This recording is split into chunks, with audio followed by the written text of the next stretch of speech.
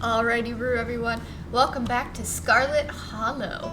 We are playing as Gus, who is visiting her hometown and the manor of Scarlet Hollow, just in time for the funeral of Tabitha's mother, her mom's sister. So we know that there's like some disconnect between the families and they're kind of estranged, so she's not particularly close to them. Along the way, she goes into town and meets Stella and her adorable pug. And we meet Duke. We're going through the woods looking for skunk ape, and then all of a sudden we encounter these other creatures. Long story short, Duke dies. Spoiler alert, if you haven't seen the first episode, you just gonna need to watch it. It's just a good time. We learned that these creatures are some sort of like thing that means there's like bad luck coming, or there's something like some big things about to happen that's gonna be very devastating. So we are currently at Stella's right now, hanging out.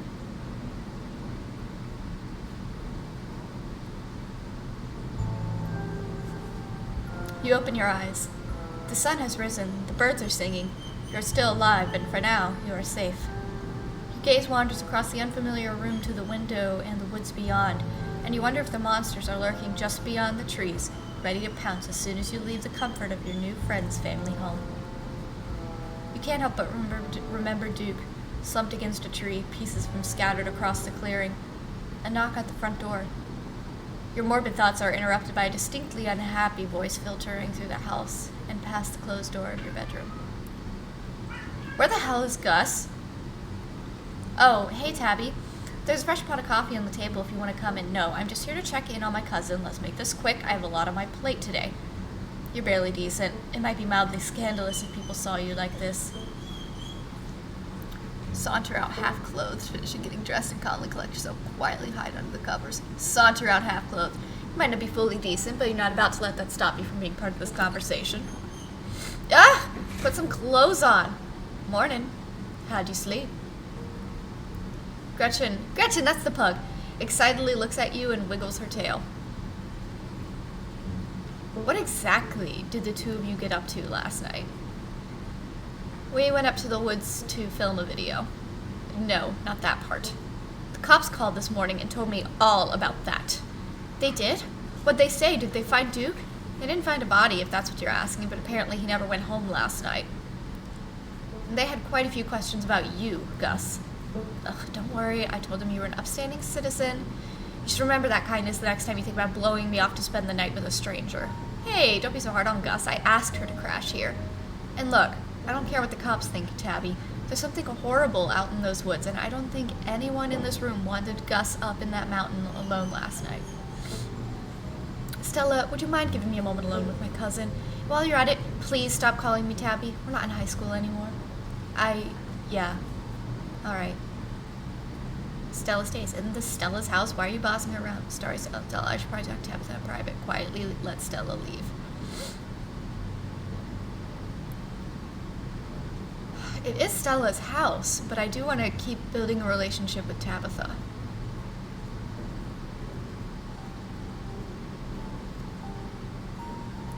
Isn't this Stella's house? Why are you bossing her around? Come on, Tabby. No berating guests in the Richmond household. Whatever, I don't really care if you're here for this. You've been in town for less than a day and my stress is already through the roof. I mean, I get it. Stella got you all worked up and you were too scared to walk home. Sure, whatever, that checks out. But I don't care if those woods are chock full of ghouls and ghosties. You had me worried sick. From now on, you're back at the estate by bedtime. No more impromptu sleepovers. The threads of fate will take me where they want. You're just jealous of my game. You're my boss. You can't run off as soon as I get there and hold me to a different standard. I watched a man die last night. There's actually something out there. I'm sorry it won't happen again. I'm sorry it won't happen again. Lie.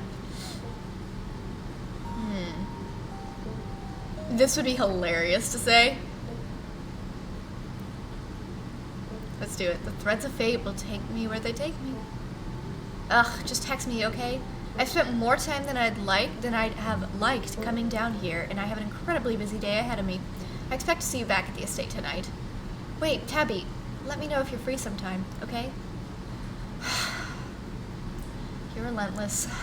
We'll see, but don't get your hopes up. Hey, you good? Sorry about Tabby. She totally blindsided me. Can't believe you had to hear that. You shouldn't let Tabby treat Tap to treat like that. That was nothing. There was nothing you could have done to stop her. I think she means well. I'm good, but how are you? That was a little tense. Please warn me next time my cousin's out for blood. I'm good, but how are you? That was a little tense. I think we're in the same boat. I probably should have known Tabby would have been stressed about you spending the night here, but I haven't seen her in a while. I didn't think she'd actually come all the way down here. It sucks that this was probably the longest interaction I've had with her since high school. Anyway, sorry for that rude awakening. I'd been up for a little while, but I was hoping to let you get a little extra sleep. But you're up now, and we've got a full day ahead of us if we're going to get to the bottom of this. Wait, hold on, why are you so chipper? I want to ask about that. That's an exploring one, so we'll do that. You shouldn't be okay right now. I guess I'm just pretty good at compartmentalizing things. Feel that. What happened out in the woods last night was horrific. But right now we have something important to focus on. I'll have time to process what happened to Duke when we get to the bottom of things. I want to ask the other miners about Wayne. Alright, boss, what's the game plan? Wait, do we have to look at this stuff? What if we just skip town and ride things out? You shouldn't just bury your feelings like that. What happened to Duke last night would mess with anyone. I get that, but I'm fine, really. At least for now. I can process this in my own time.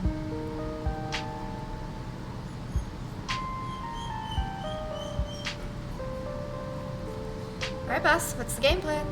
Oh, don't call me boss. We're partners in this. But the first thing, I was hoping to swing by the library. Kanika's got a head start on us. It looks like she's already there. Oh, that reminds me. Let's set up a group chat. What's your number? You and Stella exchange numbers. A text message from Stella to you and Kanika. It reads, group chat. Hopefully we can find out more about ditchlings from some older local books there. I've also got a couple of threads cooking on my cryptid forums, but who knows if that'll pan out. Anyways, daylight's burning. So let's roll out as soon as you finish getting dressed. Can I eat first? Don't worry about it. I packed all sorts of snacks for the day, and Oscar totally won't mind if we eat at the library. Alright, but those snacks better be good. As if you even need to worry. The walk to town was short. Stella's house is barely a stone's throw from what remains of Scarlet Hollow's once bustling main street. You shudder as you stare down the thoroughfare, both from the chill in the morning air and the all-too-present memories of everything you witnessed last night. You see that building labeled Town Hall? That's actually the library. Well, it's also the Town Hall, but that's just a small office upstairs nowadays. I guess the town's not what it used to be. That and our mayor's really into going on walks. I think there's actually going to be a meet and greet later this week. Could be just the pick-me-up we need with everything that's been going on. Sounds fun. Maybe he'll take this whole ditchling thing seriously. I wouldn't trust him to help us after the cops treated us last night. Maybe yuck politicians. I wouldn't trust him to help us after how the cops treated us last night. Haha. There's a lot of reasons we probably shouldn't trust a mayor to help us. Oh, hey. Morning, Stella, and same to you, Gus. Speak of the devil, we were just talking about you. Coming from Stella's house, did y'all have a slumber party? Sorry, y'all, but I'm actually in a bit of a rush this morning. I can't really stop to chat. It'll take me a bit to set up, so if you want to catch up with folks or grab something at the diner, you can meet me at the library when you're done.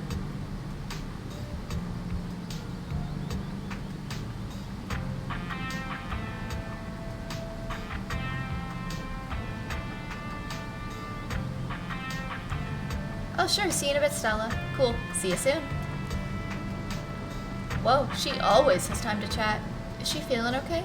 Oh, Stella and Gus just got up to a bit of trouble last night, that's all. You can't just drop something like that and leave me hanging. What happened to Gus? Duke got hurt. Nothing really happened. I'm traumatized and ready to talk about it. Jeez, knows you much. I hardly know you. Ah, gosh. It'd be fun to bring him into the fold, though. But is that what Stella would want?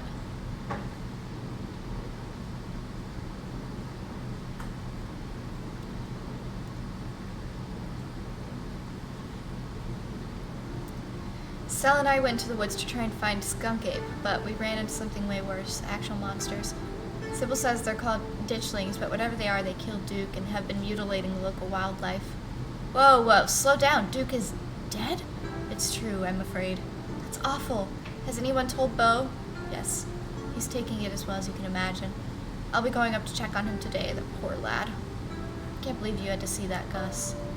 Tell you what, I'm on break for the next half hour. How about you swing by the diner? Winnie can fix you some of Sybil's new blend and try to calm your nerves. It's chaga and lemon balm. It always helped me on bad days. And if you need to talk about what happened, I'm all ears. Anyways, it's up to you. See you around, Gus. See you, Sybil. Take care now, Avery. I'd better get back to it myself. I'm glad I was able to catch you this morning, if only to see how you were holding up. Please don't hesitate to stop by if you need any help. I know you can sense what I sense. How are you so calm? Thanks, Sybil. Wait, do you know anything else about ditchlings? Why doesn't anyone in town seem to know or care that a man died? Why doesn't anyone in this town seem to know or care that the woods are full of monsters? What is wrong with people here? I know you can sense what I sense here. How are you so calm? Don't mistake my calm demeanor for complacency. We all have our parts to play in this. I trust that you and Stella have what it takes to get to the bottom of things. I'm sorry to cut our conversation short, but I got things that need tending to. Stay safe, Gus, and God bless. Stella said you had some time to kill before you finished setting up. Swing by the diner, swing by the general store, head straight to the library. Let's go to the diner.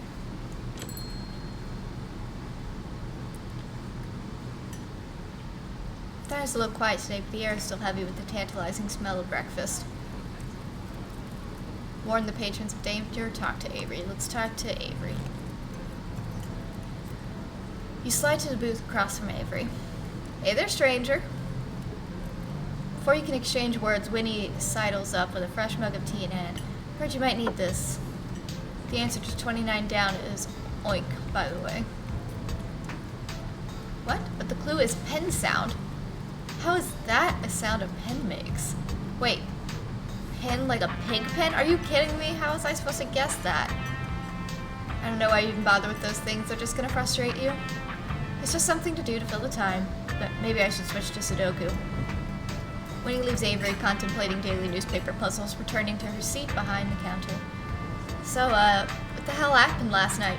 You can tell me, I won't judge. See, if you don't believe me.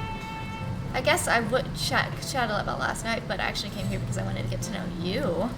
Ooh! Last night still feels raw. Why don't we just talk? Tell Avery about last night. Mystical, you take a gentle sip of your tea. It's bitter and earthy, a flavor profile enjoyed only by the healthiest of beverages. Whoa, not a lot of folks take to chaga so quickly. It's a fungus that grows on birch trees around here. It's supposed to be super healthy, but it definitely makes for a challenging drink. Color me impressed.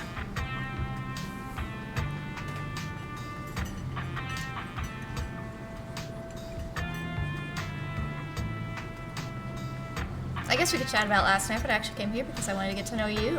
Oh yeah? Alright. What do you want to know? Have you lived here your whole life? Nah, I moved here from Charlotte. Gosh, 3 years ago now? Maybe a little more. I've lost track.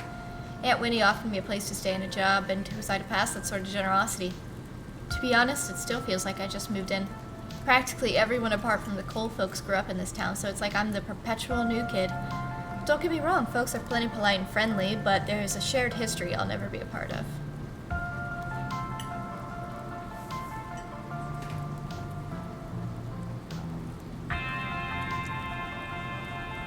Why do you leave Charlotte, if you don't mind me asking? Nah, it's cool. I was having some education disputes with my folks. They had thoughts on how my life was supposed to go, and I had other plans. It, wasn't great, especially since I was still stuck under their roof. When my aunt heard about it, she offered me a job and a place to stay, and the rest is history.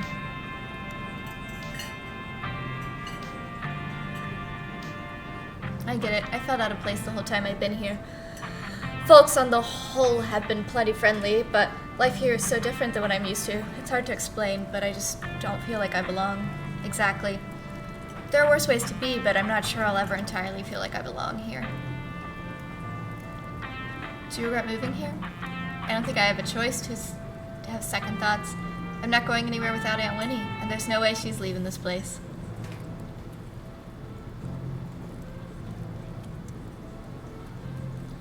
Alright, I should probably head out. Totally get that. My shift's about to start anyway, so perfect timing. Avery slips out the booth, gives a friendly half wave before disappearing into the back. You leave the diner, ready to continue your day.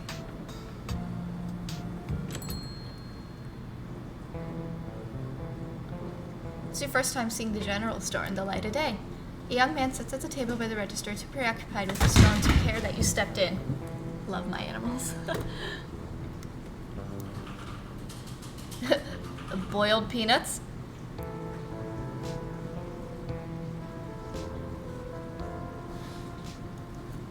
Hi, I'm Gus. Just got in town yesterday. Yeah, I know. Mom told me. The young man looks up from you now at your quite pungent bag of peanuts, curls his lips in disgust, and returns to his phone. What's your name? Miles. So if I wanted to buy something here, do I talk to you or Miles size? I guess, yeah. Kanika decided to skip work today, so of course whatever plans I had didn't matter. Just take the chips, I don't care.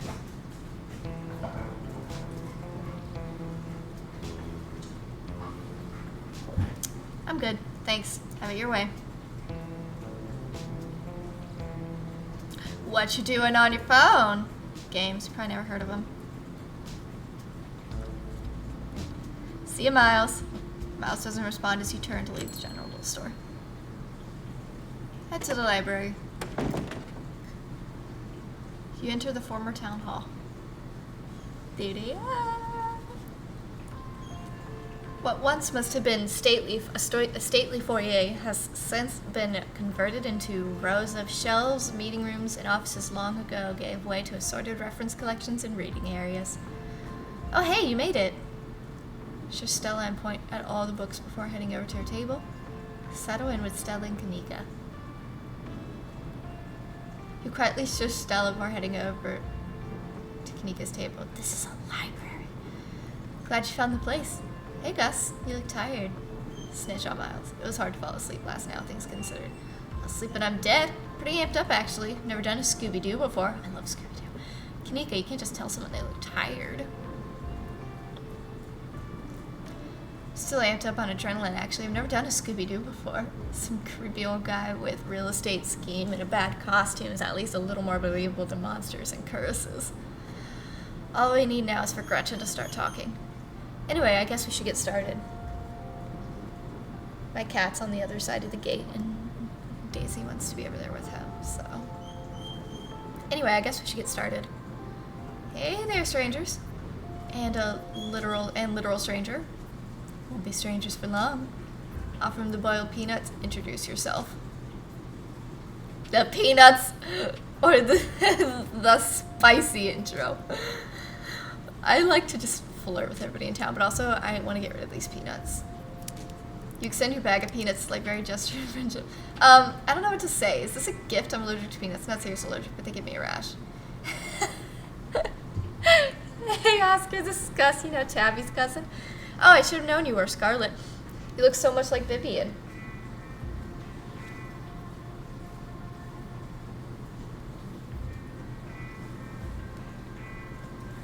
Sorry, puppy wanted pets. Not that I knew her very well. She was a little kid when she left. But that Scarlet resemblance, it's, strong. Not that that's a bad thing. I'm Oscar Gutierrez, chief librarian, and only librarian. Oscar's amazing. He's practically built this library from scratch. Yeah, I'm a little jealous of what the kids around here get to grow up with. They don't know how good they have it. Back when I was in elementary school, all the library had was a couple of shelves of boring books donated by old people. Y'all are too kind. But speaking of kids, have either of you seen Rosalina around town? I don't want to be a helicopter dad, but she didn't come home last night, and I wanted to make sure she isn't getting into trouble out there. You know the crowd she hangs around with. They're good kids at heart. I'm sure they're just up at the old Maxwell place doing teen stuff. I went up there plenty of times in my day, but I'll be sure to keep my eyes peeled.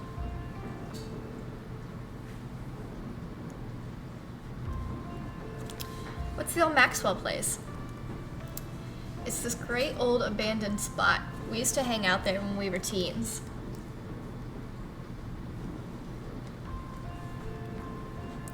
I can't believe I used to be so reckless. The floors there were like Swiss cheese.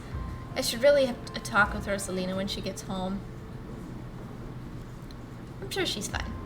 You might not want to let her run off like that anymore, though. It's not safe as it usually is around here. Or is that so? Kanika's right. There's some weird stuff going on out in the woods. It's actually why we came in here today. Have you ever heard of creatures called ditchlings?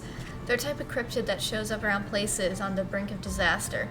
They look kind of like the Pillsbury if the Pillsbury Doughboy was a creepypasta. Kanika's mom told us about them last night after seeing some footage we got in the woods. Ditchlings. Doesn't ring a bell. Dang. Worth a shot. Okay. If you were, say, trying to predict a horrible disaster that might befall our town, where would you start looking? Well, they say history repeats itself, so I'd probably try and figure out what sort of disasters this region typically falls prey to. Or should I be worried about something? I don't know yet. I'll be right back. Gonna go nab some more books. Yeah, well, I'm gone, Gretchen. You don't have to worry about her, Stella. You're such a good dog, aren't you, Gretchen? Here, have a biscuit, old gal. Gretchen inhales the soft biscuit, drool leaking from her toothless mouth as she swallows it whole. I'm pretty sure Stella is barking at the wrong tree, Oscar. I don't think you have to worry about any horrible calamity befalling the town. But she's right about the weird stuff. There's definitely something unusual going on out in the woods. The man's already dead. It's nothing that we can't get to the bottom of. Whatever's out there in the woods has been brutalizing the local wildlife. Get out while you still can. Let's say it's nothing that we can't get to the bottom of. I'm gonna try calling Rosalina again. I'm sure she's fine, really. Rosalina's a smart kid. She knows better than to go around getting into trouble, and we'll make sure to keep our eyes peeled. Thanks, Kanika. And Gus, if you see a 13-year-old girl with a black braid and glasses, would you let her know her dad is worried about her? Oscar anxiously wanders off, phone in hand. Got him. Just grabbed a whole mess of local history books. Stella sets a massive pile of books on the table and pulls up a chair. Alright, got our snacks, got our source documents. Let's get this research party started. This is going to be so much faster with the two of you here to help out. I'll be doing most of my research online. You never know what kind of weird biases the folks writing these books might have.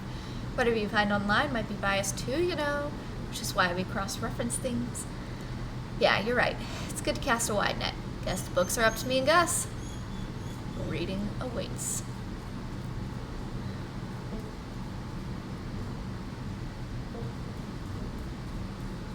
Kanika and Stella do all the work.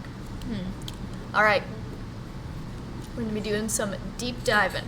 We're going to be doing some chills type research.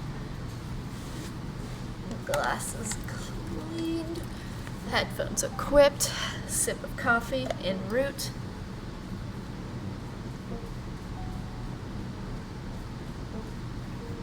Alright.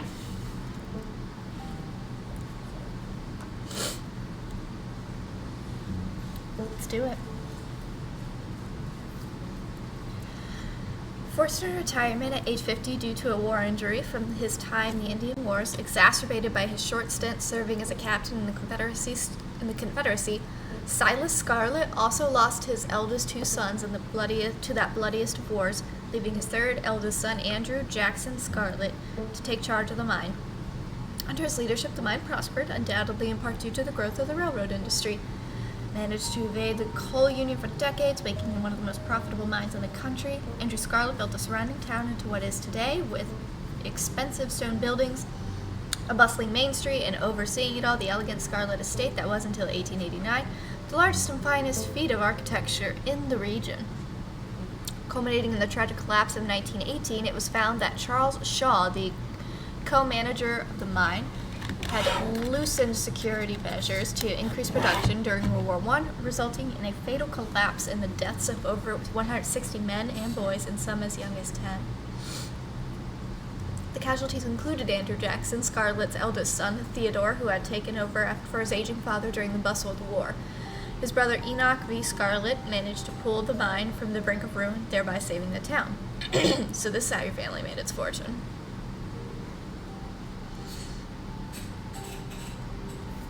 A few entries catch your eye.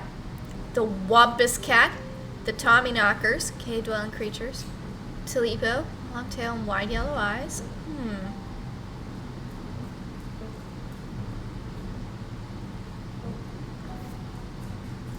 Tommyknockers originated in Cornish mythology, spreading into the United States. When Cornish immigrants began working in Appalachian mines, They're named for the knocking that can be heard from seemingly within the walls of the cave-in. According to some, the knocking serves as a benevolent warning. Others believe that the creatures take stolen hammers to the supports of mines and collapse them on whoever is unfortunate enough to still be inside. They are traditionally thought to be impish, leprechaun-like beings, but some claim they are the spirits of dead miners forever cursed to haunt their final resting place.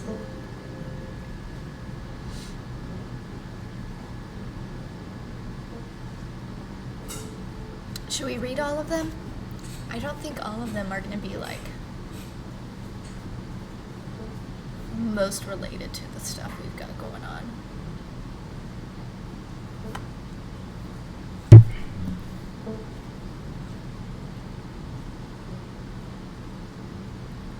What the hell?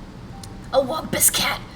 Often linked to Cherokee legends, some cite the Wampus Cat as originating with the story of a woman who sought vengeance against a monstrous cat demon for driving her husband mad.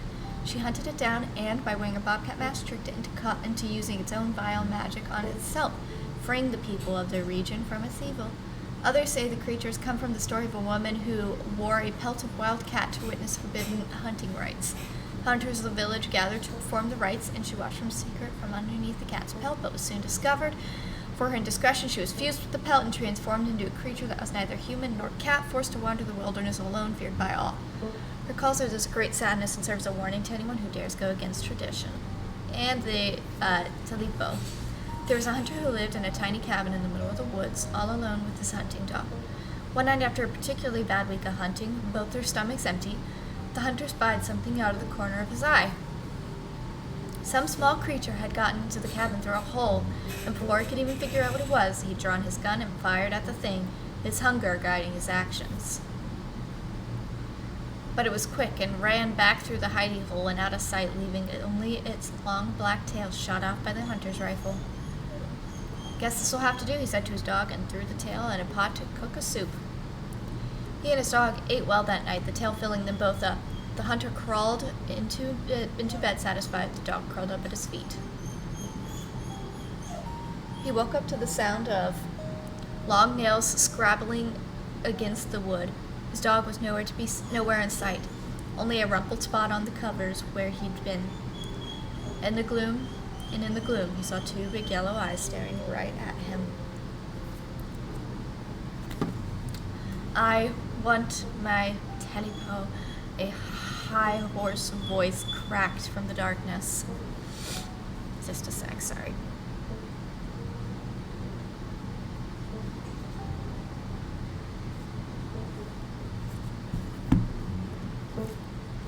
"Go away," he screamed at the thing, but it stepped closer to him, still shrouded in darkness, the sound of long claws dragging across hardwood accompanying its movement.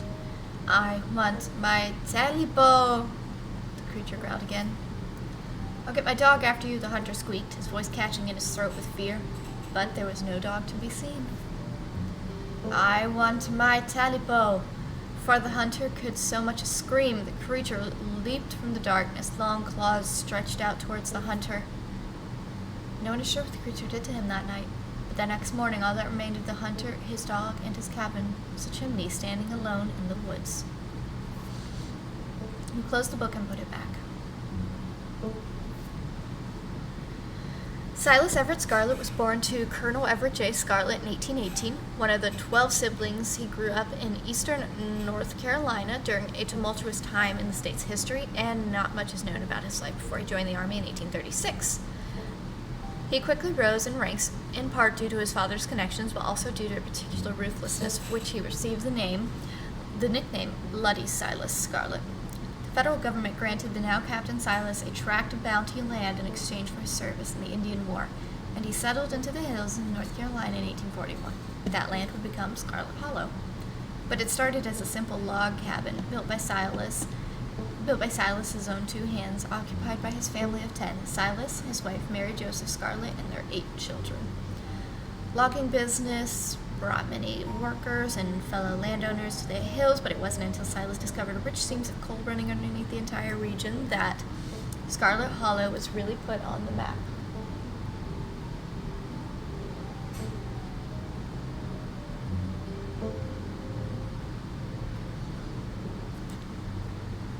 He saved what he could and bought the surrounding hillside at a great discount, cleverly hiding what he knew about the land's true value. Thus, he had all the resources to found Scarlet Hollow's now famous coal mines. Daisy.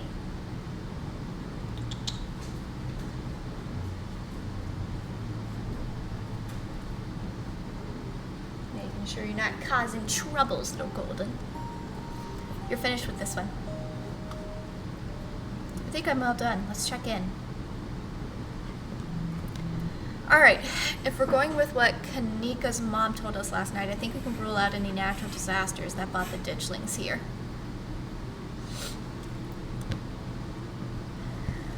Phew, sorry. Daisy? It's not about you. What about y'all? Find anything? Oh, not nuclear incident. Sorry, I forgot to read that. Before you can respond, a handsome black cat leaps onto the table. Stella quickly slams her book shut. Aw, hey Pixel. You might want to close your book. He loves to rip up any paper he can find. Haha, don't worry, little guy. I didn't forget your treats. Pixel immediately goes to town on Stella's treats. Sorry Pixel's bothering y'all. Hopefully he hasn't gobbled up any of our books. He can't stand the thought that people might pay attention to anything that isn't him. Sound familiar, Daisy? Sound familiar? Why do you let a paper shredder freely wander a library? Leave Pixel be. You decide to leave Pixel be. The cat curls up on the table, fast asleep. Alright, I'd better get back to shelving. Let me know if y'all need anything.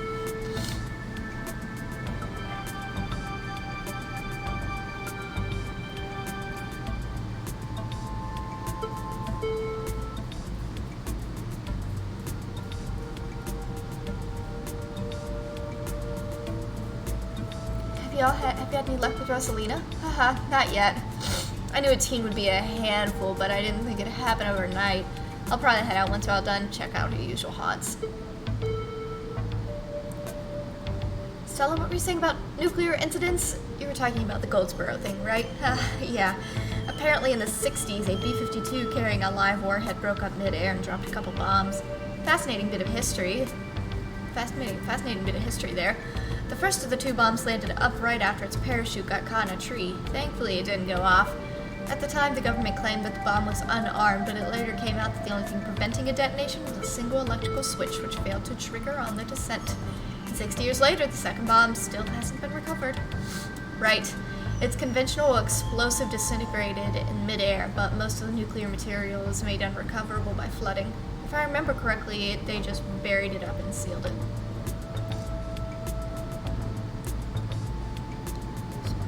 There were so many ditchlings here. Oh god, we're screwed. I don't think disarming nuclear bombs is part of our skill set. Absolutely not. Also, Goldsboro is almost 400 miles from here. I think we're good. I'm just saying, you never know with radiation.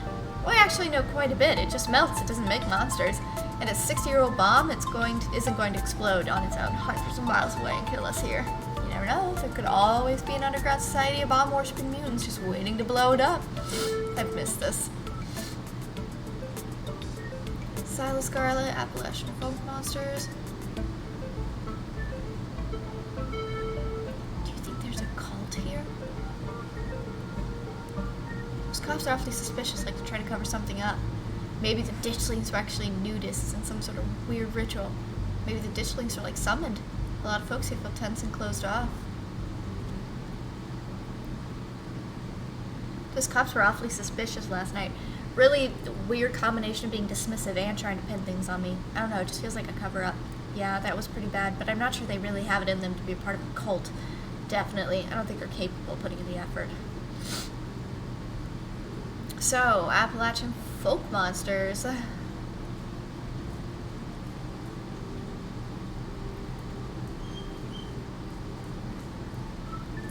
you think Wayne is a Tommyknocker? Maybe he's the ghost of a dead miner. Ugh, that creep who keeps coming around my mom's tea shop. He snuck up on us last night and called out Gus by name. There's definitely something wrong with the guy, like seriously wrong, but I don't think he's a ghost. It's worth keeping him in mind, though. That's fair. Ghosts tend to be tied to a specific place, though maybe he's haunting the whole town.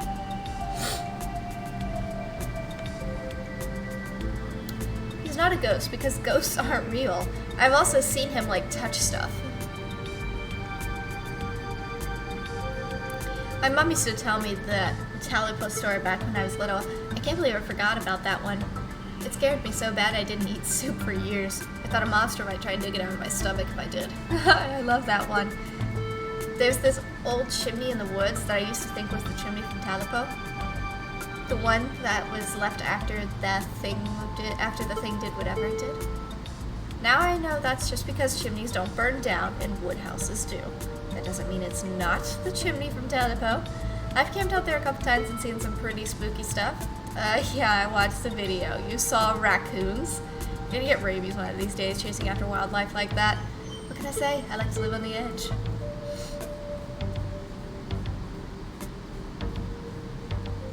Wampus cats sound kind of like they could be mountain lions. Voice like a woman crying out somewhere between person-sized and cat-sized. Definitely. They are 100% mountain lions. Kanika, you know there are no mountain lions up here. I thought you were supposed to be a skeptic. But the myths are old, right? Mountain lions didn't go extinct in the Appalachian that long ago. Those legends just haven't died off yet. Almost every cryptid can be tracked down to either a hoax or something getting confused about someone getting confused about a perfectly normal animal. Sometimes both. Bigfoot, for instance, started as a prank. Then folks saw bears walking around on their hind legs and got freaked out, and now here we are. You'll eat those words when I get the first clear footage of Bigfoot. If you manage that, I'll print out a piece of paper that says Bigfoot isn't real and literally eat it. I promise. I'm holding you to it.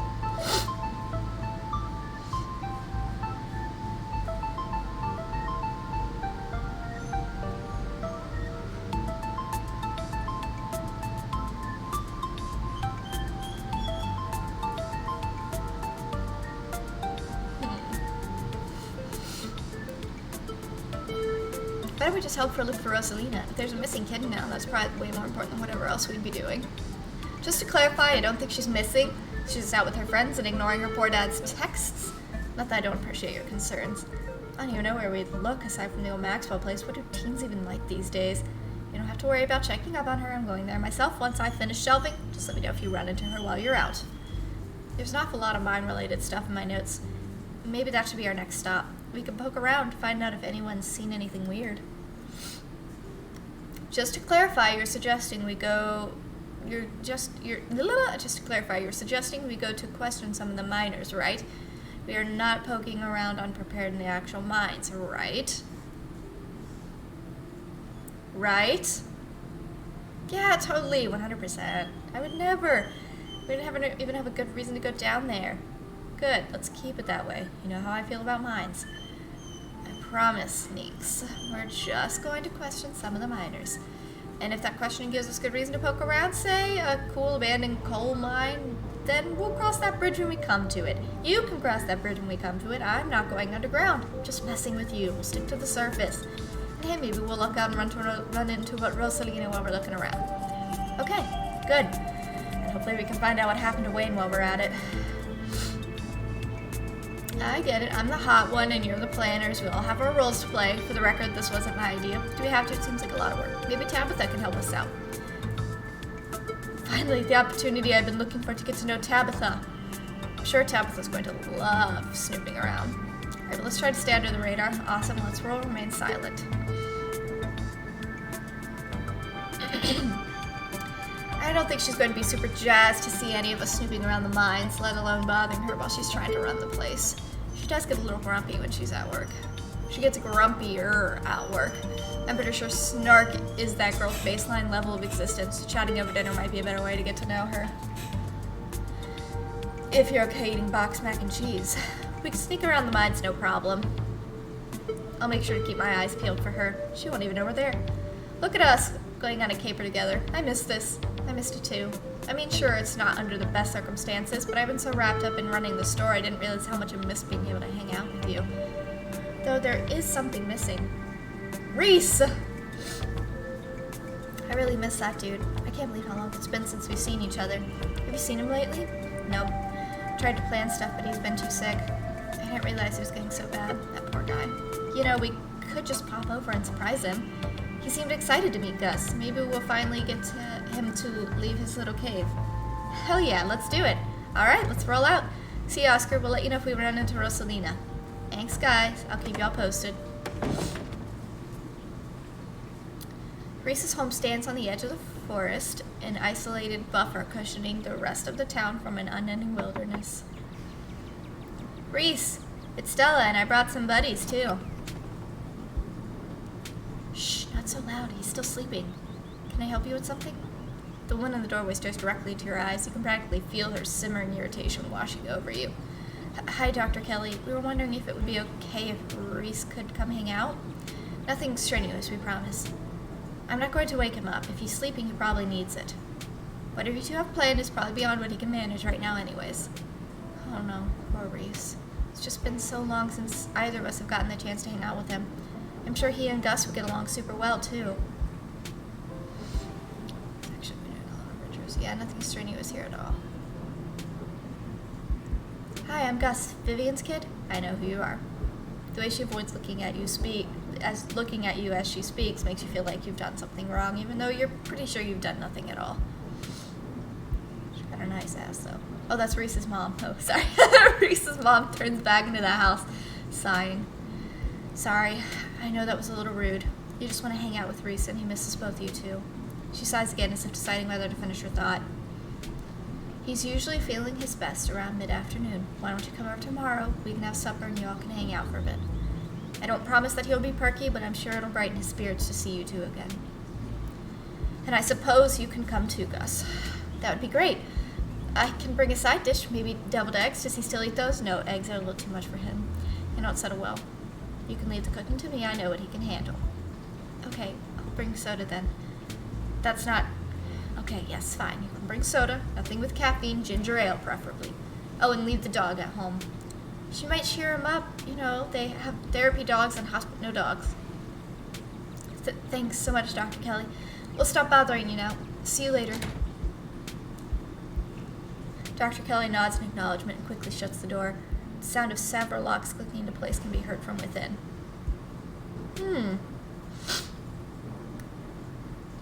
God, that woman makes me so nervous. I remember she used to be so nice and carefree when we were kids.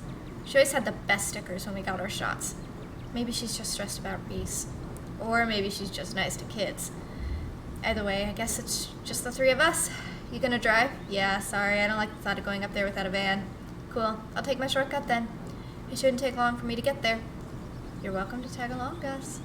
Don't worry, I won't be offended if you rather ride with Kanika. I'm sure you're probably sick of the woods. Either way works for me. Ride with Kanika, walk with Stella. We'll go with Kanika because I want to get to know her more. Right, Stella, what's actually up with you and cars? The mines have got to be ways off, right? Don't worry about it, Gus. There's a lot of junk in the back of my van. It's a little tight with more than two people.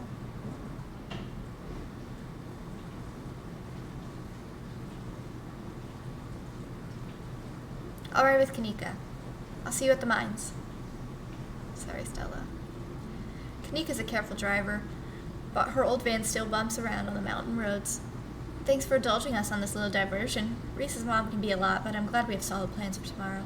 Stella and I haven't really seen much of him in the past few years. That sort of isolation can't be good for his health, no matter what his mom says. Oh, gosh, I don't want to push it. I'd rather Stella tell me herself when she's ready. So what's actually going on with Reese? Good question. I wish I knew. His mom been saying he's sick for years, and it's not like she's wrong about it. He's been a wreck for the few times I've seen him. I just find it a little weird that his mom hasn't brought in any outside doctors, at least not any I'm aware of. I mean, she's a doctor, but if your kid's been housebound for this many years, you'd think it was something you'd put a lot more effort into fixing. I don't know, I'm probably just projecting or something. That's rough, yeah.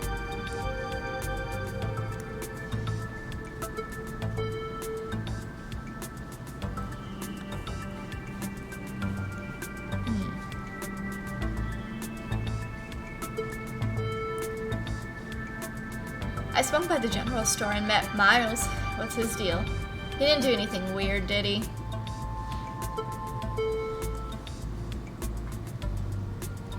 He was fine. I'm just curious.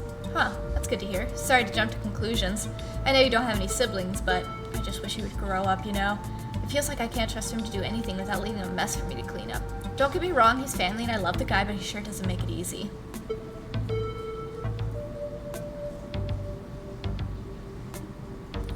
Do you have any other theories of what's going on, aside from what we talked about at the library? I don't know. I don't think there's enough information yet to support any strong conclusions. Though, I've been wondering if what you two saw was maybe some sort of mutated animal, like a strain of hairless monkeys or raccoons or something. Do you know about Morgan Island? It's off the coast of South Carolina, and there's a whole population of rhesus monkeys infected with herpes, like 4,000 of them. Maybe the ditchlings are some kind of alopecia research monkeys? Which sounds ridiculous now that I've said it out loud. Forget I said anything. No, I totally buy that. Because we're not monkeys. They're aliens. No, I totally buy that. Those weird sounds, the not quite human, ape-like appearance. Okay, good. Glad I don't sound nuts. Can you please drive me out of town, like, right now? I don't know. I feel like we shouldn't ask about Stella. Like, that's something Stella should say. It feels kind of, like, sketchy to ask behind her back, you know?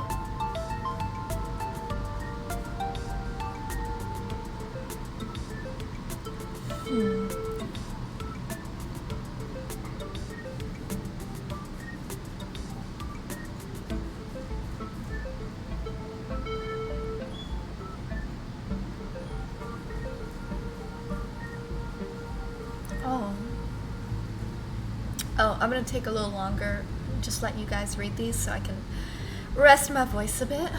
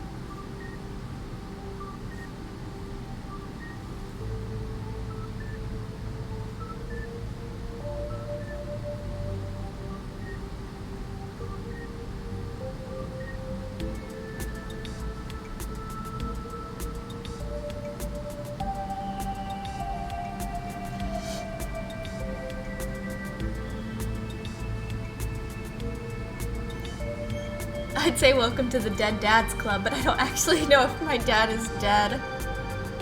Maybe not. Maybe not.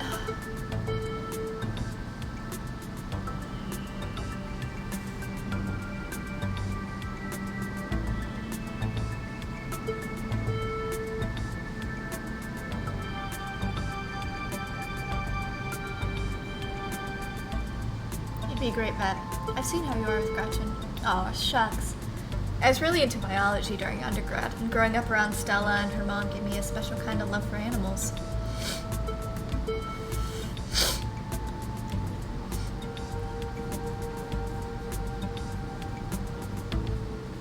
You know, I'm not gonna ask. I'm not gonna put Kanika in that situation.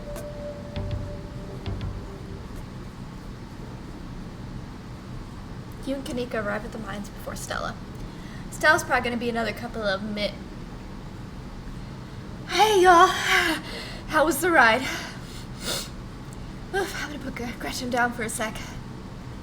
Did you run here? Yep. Felt like getting a run in. Didn't want to keep y'all waiting. You didn't run into any of those creatures, did you? No? That makes sense. They're probably nocturnal. I don't know if I should feel relieved or disappointed. But we're all here. It's the plan. I guess we just go talk to people. I guess so. I should probably be on lookout duty. I'm a bit of a persona non grata in the mines. Tabitha? Yeah, I might have tried sneaking in to talk to her a time or two too many. And Gretchen makes it extra hard to be sneaky. We're probably less likely to get caught if only one of us is snooping around down here.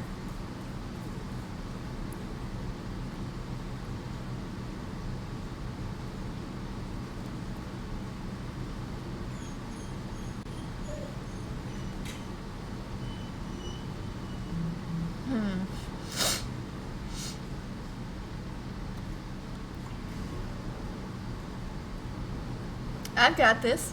You'll do great. So, the plan. You know those cheesy old rom-coms where somebody wears an earpiece on their first date? Oh, do you have some kind of surveillance setup in the back of your van that I don't know about? What? No. I have a pair of earbuds and it with a really good mic. You can do a group call. Kanika hands you a pair of earbuds. I can feed you questions if you get stuck, and Stella can give you a heads up if Tabitha's headed your way. Dang, I miss doing this sort of thing with you. You're so thorough. Aw, thanks. I miss this too. I guess we should part ways and start the call, yeah? Stella and Kanika break off, leaving you alone at the entrance to the mines. Your phone buzzes. Hey, can you hear us? Try saying something. Something.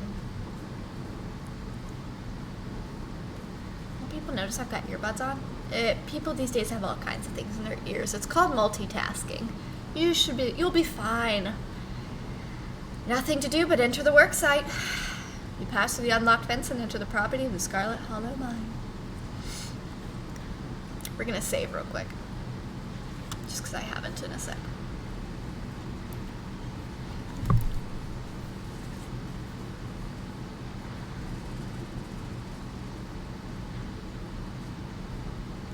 Sorry, my phone is going off the chains.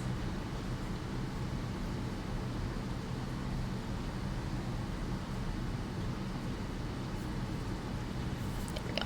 Okay. I'm in. All right, Morpheus, good to know.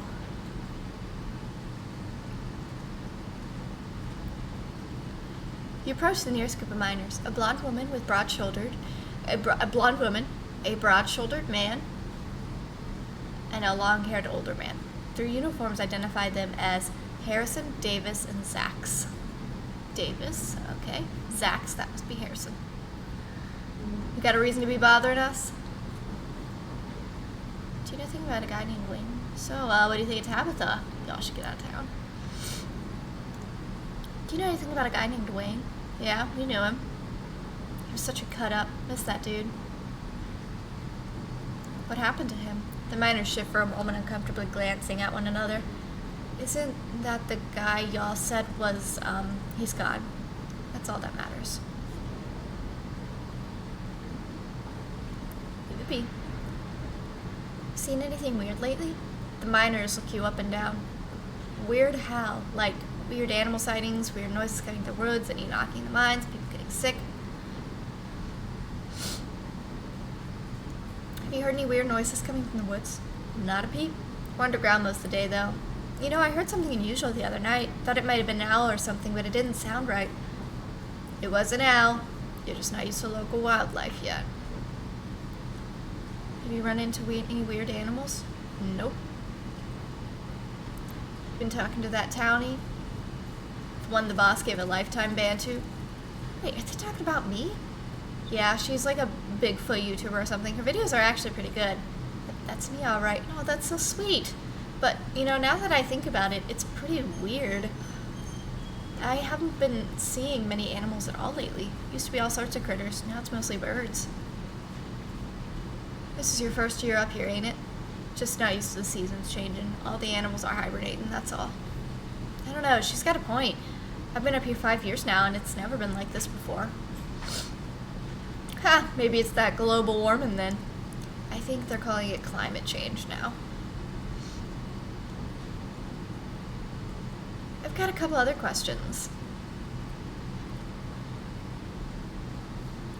So, what do you think of Tabitha? The miners stare at you, distrust in their eyes. Harrison chews her sandwich slowly. She works hard. She's a good boss. Who's asking? I meant to click, I'm her cousin, but... Actually, maybe it's good I didn't, because now there won't be a trace of me. Accidents. Actually, that's all. Thanks. Bye. You walk away from the miners.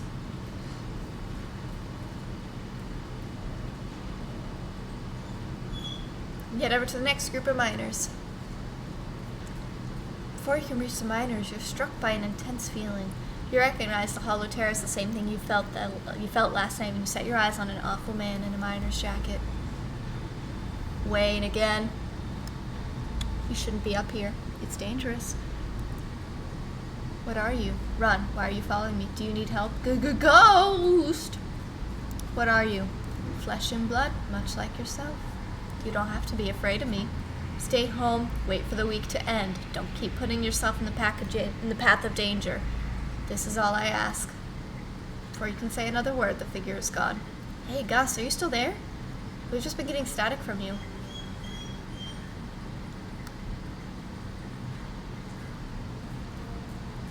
Wayne got the jump on me. Whoa, I thought you were talking to someone down there. Are you okay?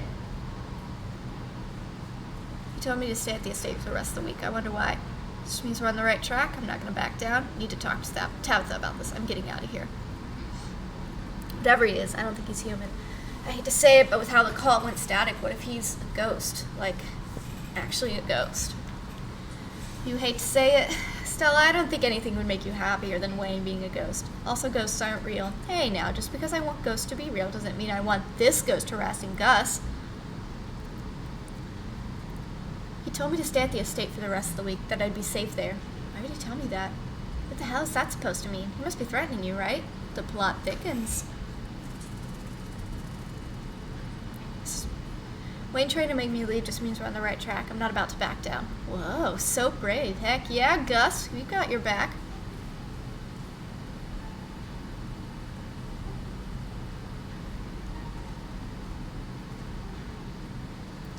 Hey there, can we help you with something? Do any of you know a man named Wayne? Have you fellas seen anything out of the ordinary lately? What do you guys think of Tabitha? Like what? Weird animal sightings? Don't tend to go on many hikes. Not exactly the nature seeing type. After a full day of work, all I see is my bed, maybe a few beers in between. Any odd noises in the woods? I heard something a few nights ago, like nothing I've ever heard. Some unearthly beast.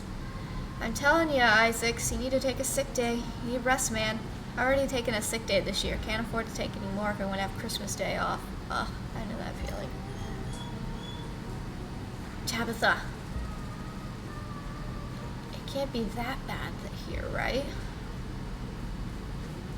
Oh, Tabitha. Okay, gotcha. Have people been getting sick? You a health inspector or something? The boss looks out for our help. That's all on that front, thanks. Anything else? Do any of you know a man named Wayne? Wayne? Do you mean Sam Wayne? What are you asking about him for? Wait, have you seen him?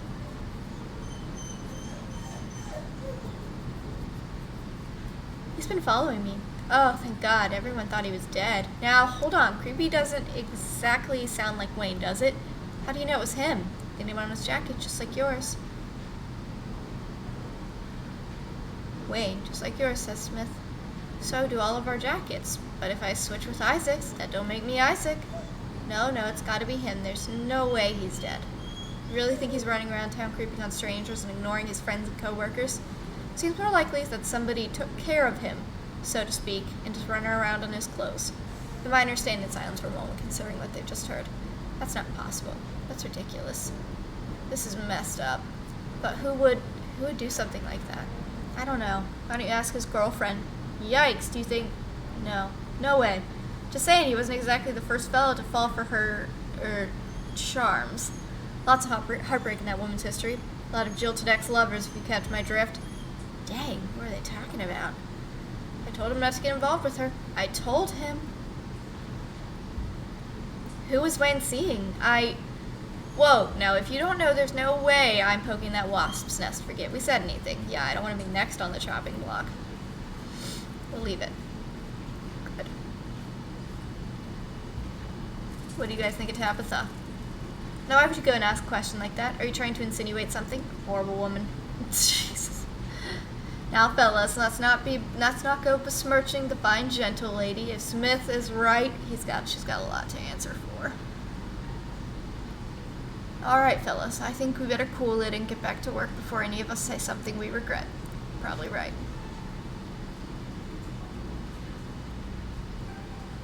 Should we check in? Just as a heads up, the only group I still see out here is pretty close to the main office. It might still be worth talking to them, but I don't know if I can give you all that much of a heads up until Tabitha comes out.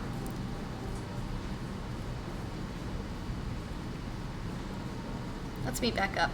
Cool. We'll meet you by the van. No need. You're interrupted by a sudden movement out of the corner of your eye. A girl carrying a bundle of snacks pops through the hole in the fence and disappears over the crest of the hill. Rosalina? Hey, I think I just saw Rosalina. Wait, really? What is she doing here? Clearly she's doing a delinquency. She's probably fine, kills with kids, am I right? I'm going after her. We should call Oscar. Clearly she's doing a delinquency. I mean, yeah, but what kind of delinquency? Only one way to find out. Let's go after her. You rush over the hill and get your bearings. The sounds of active mining fading into the distance. Rosalina is nowhere to be found, but dusty footprints point toward a nearby mine. Mystical. Something about the mine feels wrong, as though a cold anger lies burning inside, sucking the life from the surrounding hills. She didn't. The Seal Maxwell place doesn't cut it as a secret hangout spot these days. The Shaw Mine? That place was shut down like 100 years ago. After a collapse that killed over 100 people. And here I thought Stella was going to be the one. Just a sec.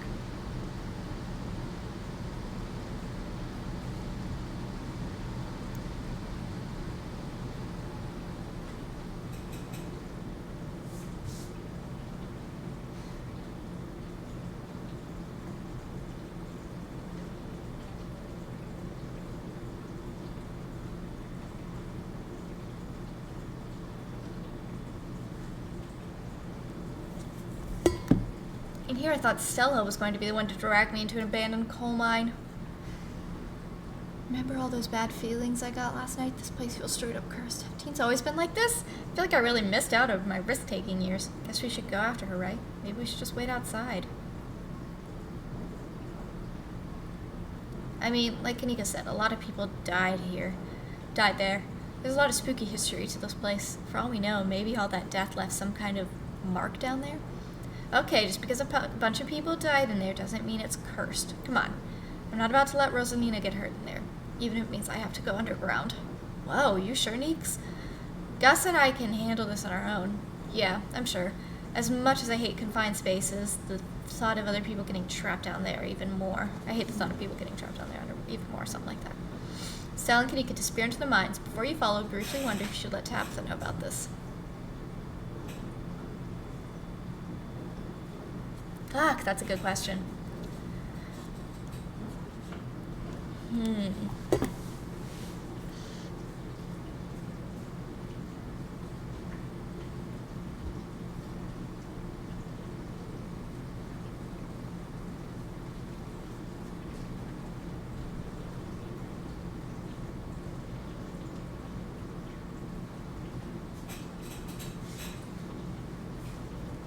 There we go. Oh! I accidentally clicked it. Okay, we're calling her. Oh, shit. What is it? I'm in a meeting.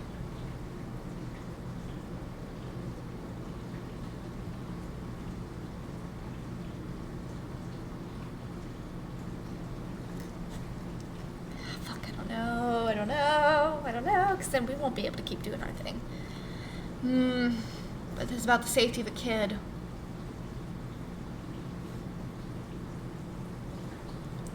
Kid just snuck into Shaw Mine. I figured you should know. What? Are you serious? Why do things keep happening to me? Also, why do you know about this? What the hell are you doing at my mines? Ugh, whatever. I'll head over as soon as I can. Just stay where you are and wait for me, alright? God, I don't even know why I'm trying to reason with you. It's not like you'll listen. I called you as a courtesy, but I'm not going to wait around for you. I will happily wait. I do not want to go in there. No need to get snarky. I'll wait. I called you as a courtesy, but I'm not going to wait around for you. I swear to God. Sorry, but my mind's made up. I'm hanging up the call. Follow Kanika and Stella into the mine. You take a deep breath and follow your new friends into the mine. The inside of the mine is warmer than you'd expected. The air thick and wet. The ceiling hangs much lower than you are tall, forcing you and your companions to hunch over, your legs bent in a painful squat as you begin to navigate the maze of corridors. Hey, you made it. I told you she would.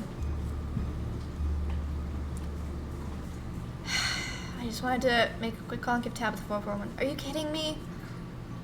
I don't know how long it's going to take for this to get through to you, Gus, but that woman is not to be trusted. Well, what matters is that the gang's all here. We'll find Rosalina in no time. So Kanika doesn't think we can trust Tabitha. Interesting.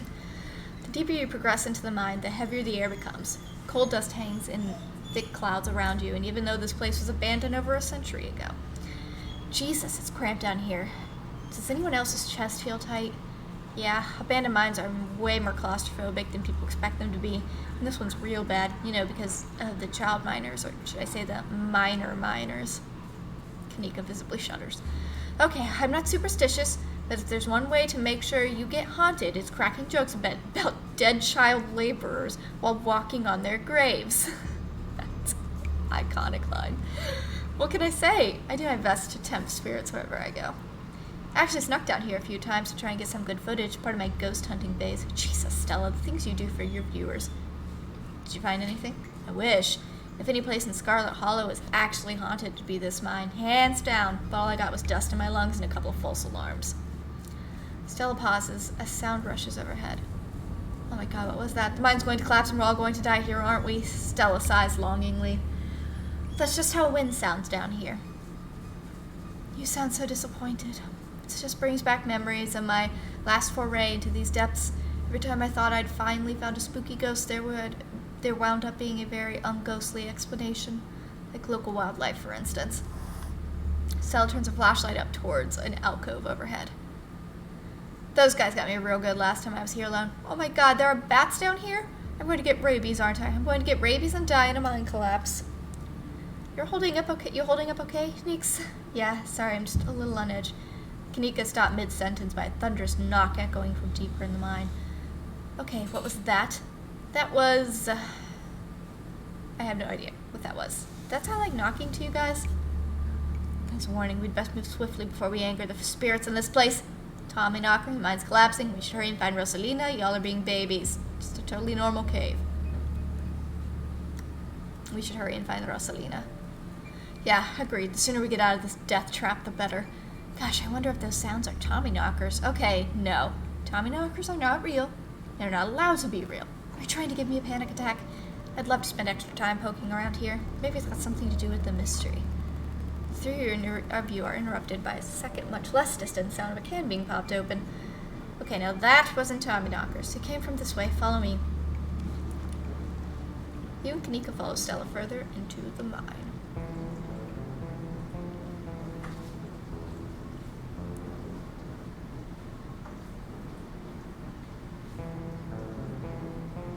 You breathe a sigh of relief as the tight passageways give way to a small cavern. A group of teens turns to stare at you with annoyance. What the hell are you all doing in here? What the hell are you doing in here, you creeps? Are you stalking us?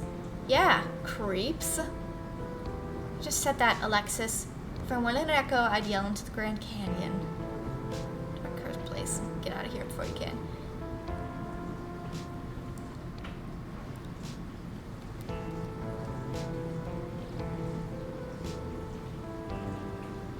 This is the most miserable place I've been in my entire life. Beanie Boy, oh, this place isn't miserable. It's cool and red. Who the hell are you exactly? That's Gus, Tabby's cousin. Rosalina, your dad's worried sick about you.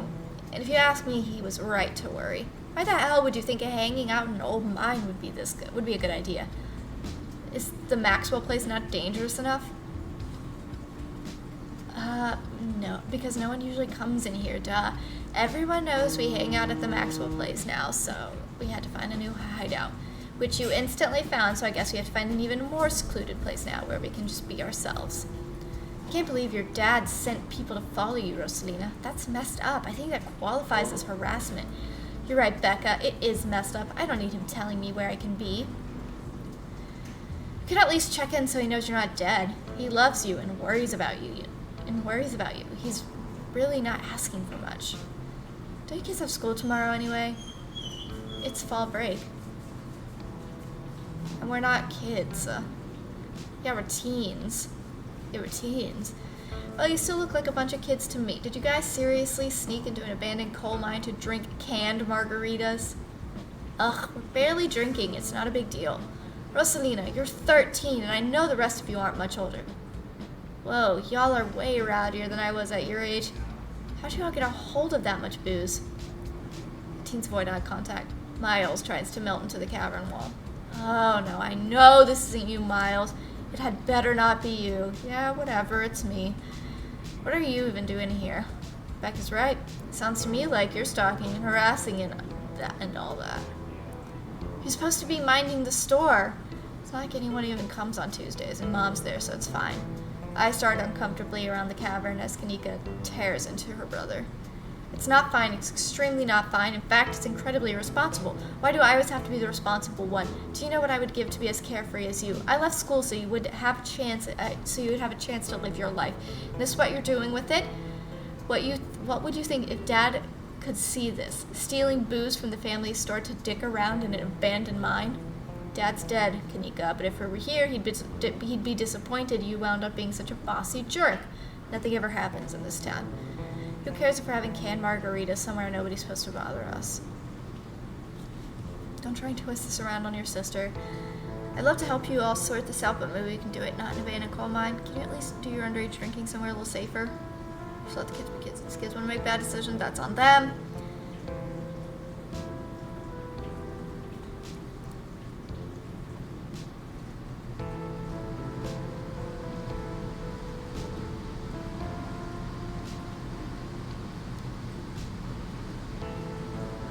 I'd love to help you guys sort this out, but maybe we can do this not in an abandoned coal mine.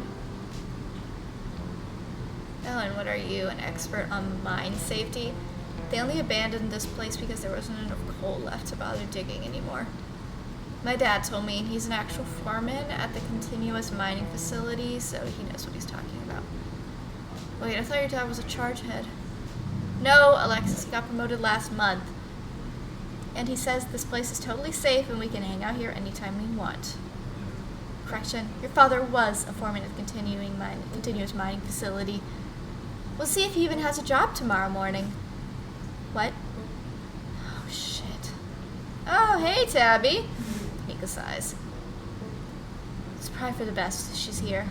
Do none of you understand what a boarded up mine entrance is supposed to mean? It means it's closed, condemned, not fit for human use. Oh, come on, this place is way sturdy. Check it out. The teen with the beanie jumps up and slaps a strut on the ceiling.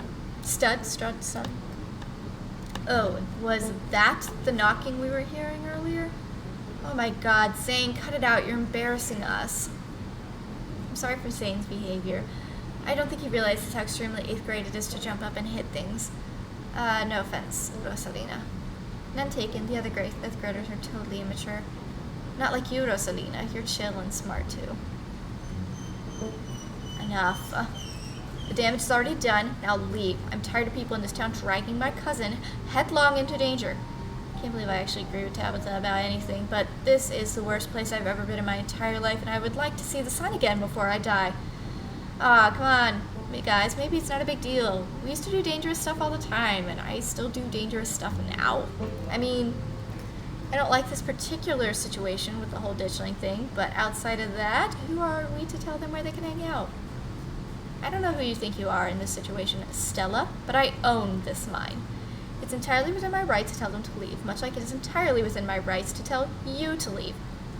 Was your lifetime ban from my mines not clear enough? Was not a clear enough message for you? Hell yeah, Tabitha, tear that 20-something to shreds. Hey, I'm defending you, and I'm not sad. Where do you get that idea? Running a clickbaity YouTube channel where you run around in the woods chasing nothing is extremely sad. So she's sad, so what? Give it a few years, you'll be sad too. The passage of time is inescapable. Jesus. Look, we just wanted to give Rosalina a good time. Her home life sucks right now. Yeah? Tell them about where you have to sleep, Rosalina. We've been living in the library for the past couple weeks. Dad says we can't stay at our house. They've got a hot plate and a couple cots in one of the back rooms. It's actually a pretty sick setup. No, it isn't, Zane. Rosalina deserves better. I don't care about your home life. If we're going to do underage drinking, go do it in the woods. Just get off my property. Tabitha, look, Rosalina, I'm sure Oscar has a good reason for all that. He's a good guy and he cares about you. He thinks our house is haunted. Oh. Wait, what? And I should care because it's such a bullshit excuse. I bet he couldn't afford it anymore and is lying to you to save face. What a coward. Becca, I don't think you can, like, say that about other people's families. Isn't that like bullying or something? Shut up, Zane. Back up. He says it's haunted? I can't believe he didn't mention it to me. I can investigate. There's no ghost, Stella. It would be cool if there was, but Becca's right. I just wish he would be honest with me and tell me what's really going on. It's like he doesn't think I can handle it. Like I'm still a little kid. There's something wrong. There's nothing wrong with being a kid. Ugh. You're all children, and none of you realize how good you have it.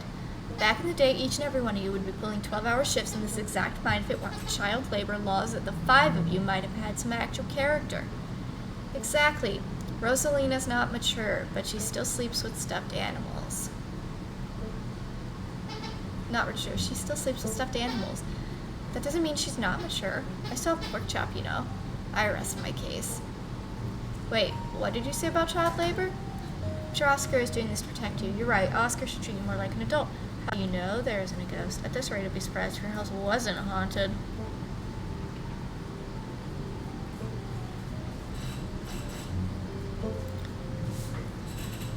From what? Even if ghosts were real, what would they even do? Yell boo in your face? Yeah, that's real scary. That totally justifies living in a dusty old library. Yeah, we should break in and, like, ghost bust it or something. Oh my god, Zane, you can't ghost bust if there is no ghost. And Rosalina lives there. She can't break into her own house. There's no ghost that you know of. I bet we can figure it out if we bust it. If we bust it. I bet we can figure out how to bust it if it's actually real. And if it isn't real, well, problem solved. You know, Rosalina, you could always stay over at my house until Stella goes bust your place. We have a finished basement with a pull-out couch. Why are we talking about this like it's a thing? It's not a thing. There is no ghost. I don't care, and I can't believe I've wasted this much time trying to argue with children. I'm washing my hands of this and calling the cops. Feel free to leave before they show up. You know what, Miles? We're leaving. I suggest the rest of you kids leave this property, leaves this empty mine before someone gets black lung or gets crushed by rocks or meets any one of the many terrible fates that people tend to meet in abandoned mines. Kanika is interrupted by a pair of thunderous knocks. That wasn't me, I swear. Then what was it? Come on, Stella, didn't you have a whole list of perfectly natural explanations for scary mine noises? It's Tommy knockers, for sure. I know this isn't why we came down here, but we've got to check it out. Stella! I know, but weird stuff's happening around here the past few days. What if this is our chance to get an actual solid lead? The stakes couldn't be higher. Do you have no sense of self-preservation? Ugh, sorry. Whew. I want you out of here, Stella. Now come on, Tabby, you can come along too. If you guys are going after something spooky, count me in. Are you kidding? Excuse me, tagging along with some olds to get jump scared by shadows and freak each other out? No thanks. You're free to leave, Becca. No need to opt out of something that isn't happening. Nobody's going deeper into the mine. Nobody's staying in the mine. You're all leaving. Oh my god, the teens were right. I did get jump scared. Please listen to Tabitha before my heart gives out. It'll be fun, Aneeks. It will not. Wait a second. Where'd 3 of you run off to? Are you kidding me? Unbelievable. Wow, Kanika, maybe if you weren't still scared of the dark or whatever, you would have noticed them sneak off. I noticed them sneak off, and like I've been zoning out the whole time we've been here. Ugh, I must have squeezed through the child-sized tunnel. Dang. I've always wondered where that goes. I've never been able to get these hips through there. Stella, stop sneaking into my mines. Please, I am literally begging you. If only all the tunnels here were just wide enough for adults. If only all the tunnels here were wide enough for adults, we could already be done with this little mess. But no, there just have to be remnants from a bygone era.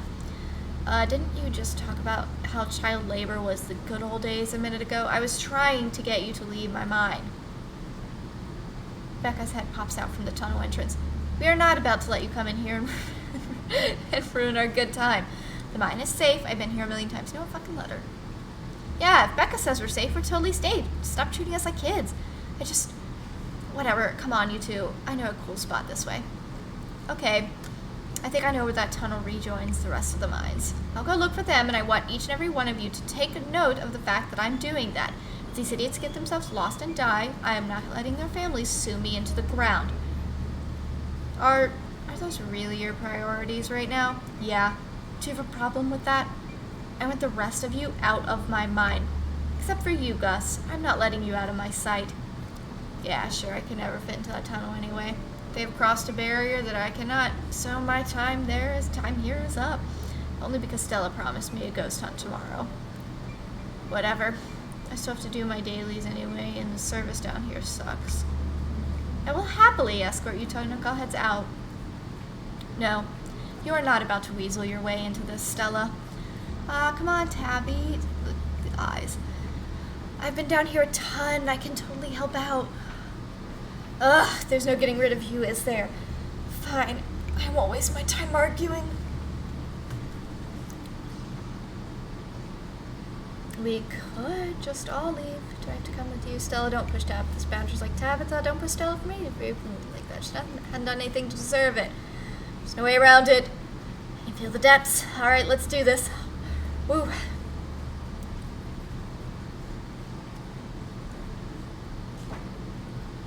Ugh, not you too. I said she could tag along, didn't I? What's the big deal? It's alright, Gus. Tabby's just a bit of a curmudgeon.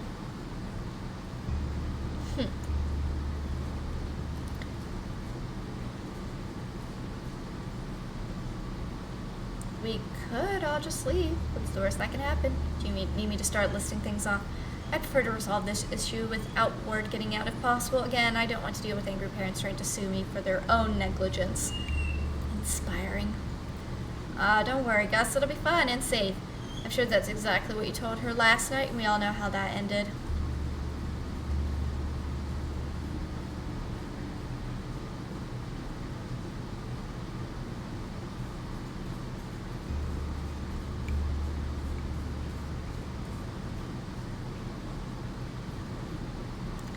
Along with you, but it's because I want to come along, not because you're making me. I just want to make that clear. Noted. Let's not linger any longer than we have to, shall we?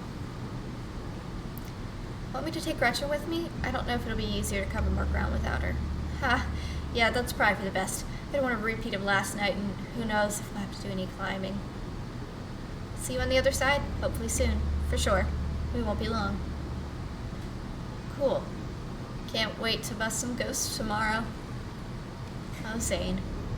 Kanika, Miles, and Zane head towards the entrance to the mines, leaving you and Tabitha and Stella to find the remaining teens.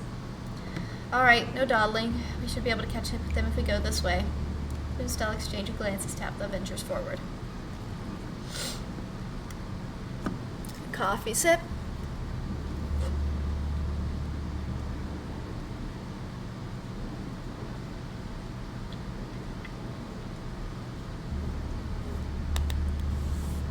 Sure my person got to their meeting.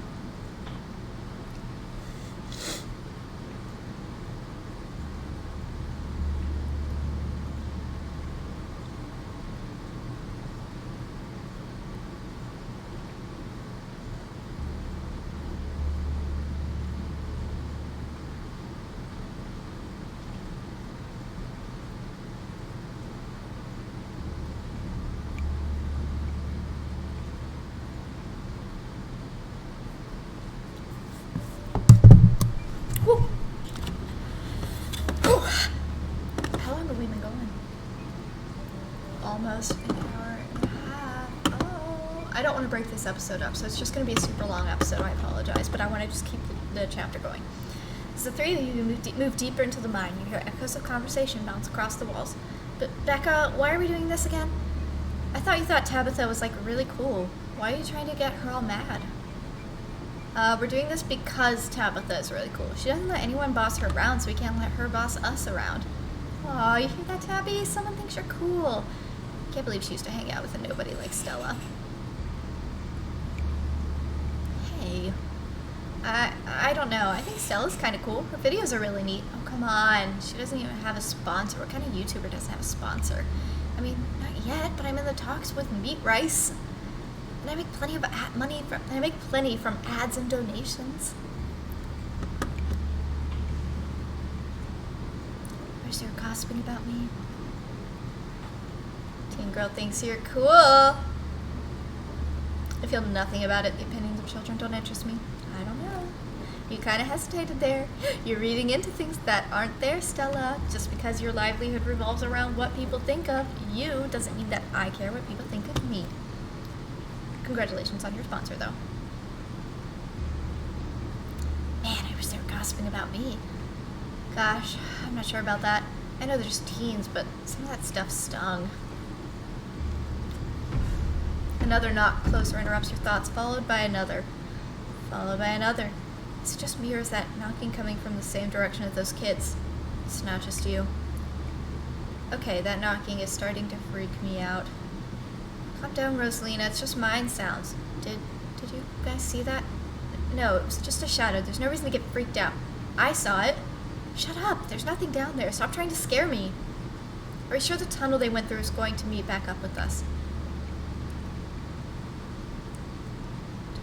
Those poor kids. I knew coming down here was a bad idea. I can't believe they're making us do this.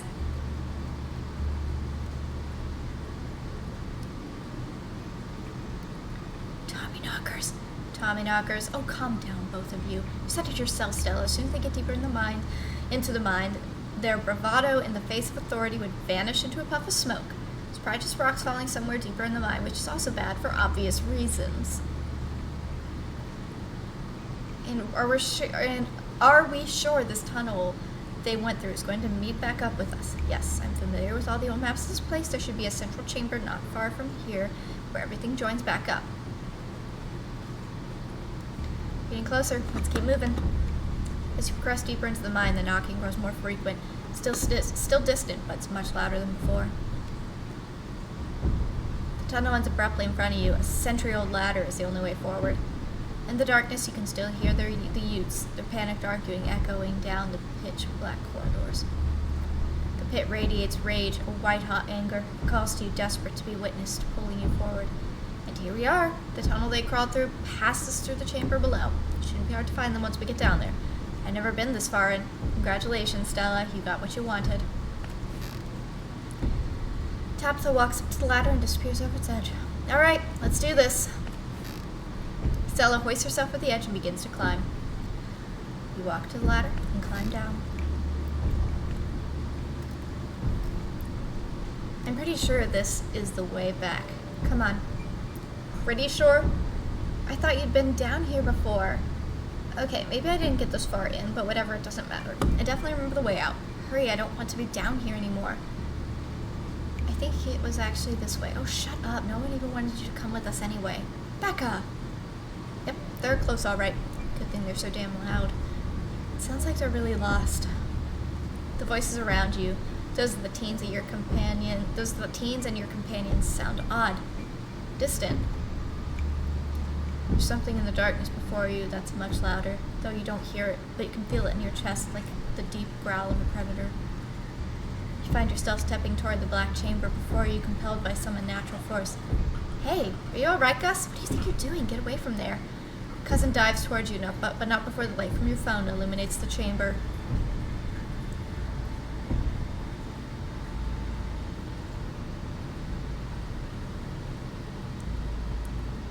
You said we wouldn't use this shipment.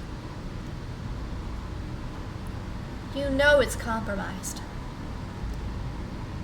We couldn't afford to wait on new wood, Charles. We need to go ahead with it.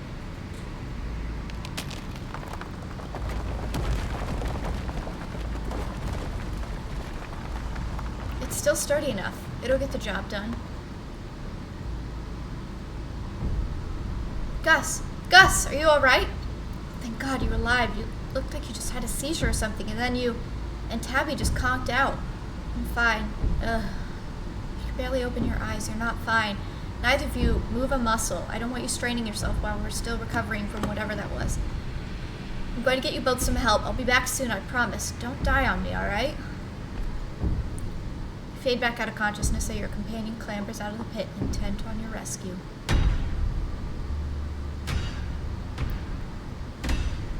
You raise up on your elbows, head still swimming from the visions, your surroundings coming back into focus. Your head throbs as the knocking continues, now magnitudes more intense than ever. through it, you once again hear the panicked voices of bickering teenagers echoing down the stone corridors. Becca, you're just getting us more lost. It's this way. If you're so sure, then why don't you just leave? I can't believe I let Alexis talk me into inviting you in the first place. Becca, I'm just trying to help. I said go. Okay, I will. Alexis, you don't have to go with her. You know that, right? Pick a side, Alexis. I'm sure Becca knows where we're going. She wouldn't lie. Sorry, Rosalina. The increasingly desperate voices of the teens are drowned out by the thunderous knocking. You can practically feel the ground shaking beneath you. Can almost see the walls vibrate with intensity of the hellish sound. God, that knocking is not helping my headache. What the hell just happened? Kids are lost. I had some sort of vision. Did you see it too? I remember you diving toward me. Did you know something might happen?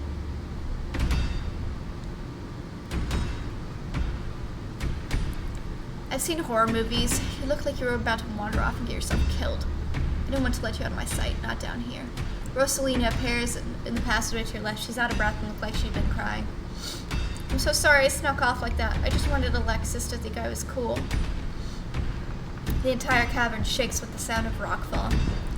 I don't know what the hell is up with that knocking, but that is the sound of a mine collapse. Quick, up the ladder, both of you. Wait, Becca and Alexis are still down there. You can't just leave them here. I know which way they were going. They'll listen to you this time, I promise. Do you have a death wish, little girl? No, but they don't want to die either, please. Fuck. Okay, let's do this. Gus, don't do this to me.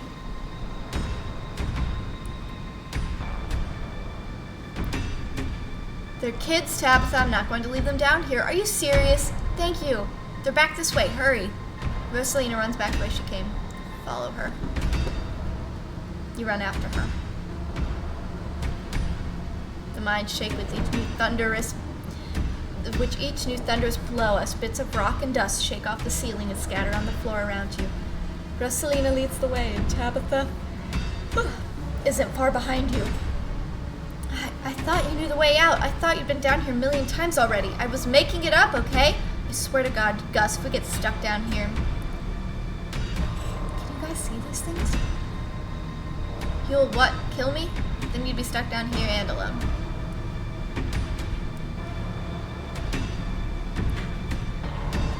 Can you guys see these things? There's probably a pocket of gas down here. It's probably just a hallucination. We're coming. Just stay where you are. Rosalina, you came back. I don't want to die down here. Then move. Come on, the way out isn't too far. But we gotta go now. Oh, okay. You quickly push your way back the way you came, piece of fallen rock littering the path around you. All of you start climbing. Now! Once the last teen is up, Tabitha grabs onto the ladder and starts climbing. Climb out of the pit. You follow suit and start climbing. This way, come on! Your cousin moved with the kind of swiftness you'd expect from someone who spent her entire life working in and around coal mines. Why couldn't you have just listened to someone other than yourself, Becca? I'm sorry, okay? God. You push forward, your burning muscles giving way to pure adrenaline. To your horror, you see cracks forming on the walls of the tunnel. Come on, we've got to go faster. We're almost there. I can see the entrance. Your surroundings quake from another collapse, this one magnitudes more intense than the one you heard down in the pit.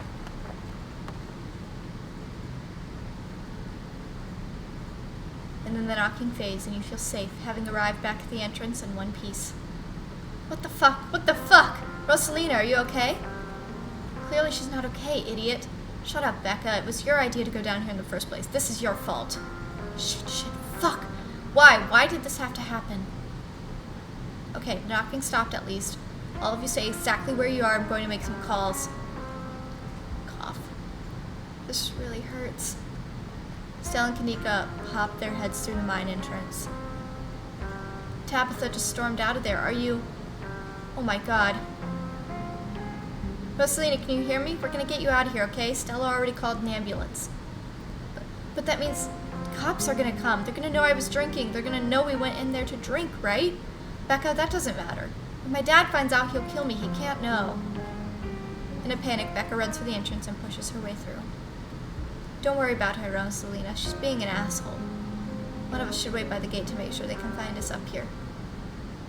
I should check in with Tabby, see if she needs any help. I'm going to get you help. Everything's going to be okay. Alright. I'll go down to the gate. Rosalina, I'm so sorry. I'll be back soon. I'm going to get you out of here, and you're going to be just fine, okay? Gus and Alexis will keep you safe until then. Am I going to die? Rosalina, don't say things like that. Death is a natural part of life, Rosalina, but you're not dead yet. Probably. Sorry. I don't know, maybe. Death is a part of natural life, Rosalina, but you're not dead yet. Thanks, Gus. Rosalina's breath comes in quick, irregular bursts. If I don't make it to tell my dad I'm sorry. It just landed on her leg, right? Am I missing something? I'm the one who should be sorry. This is all me and Becca's fault. We never should have gone down there. It's not your fault. I went down there because I wanted to. Rosalina pauses, catching her breath. Thank you, Gus. I'm glad everyone else made it out okay. Couldn't have done it without your help. Alexis is right. You're very mature for your age. Worrying about others at a time like this. You're more brave than a lot of adults I know. It's true, Rosalina. You're really brave. Braver and smart. Braver than I am, and smarter. If I hadn't stuck with Becca, maybe, I don't know, maybe it would have been different. It's just not fair that this happened to you. You're the nicest person I know.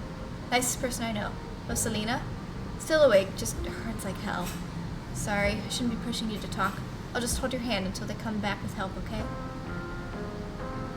Alexis grasps Rosalina's hand. Tears streak down both of their cheeks as you sit in silence together, waiting for the long, anxious moments to pass before help arrives.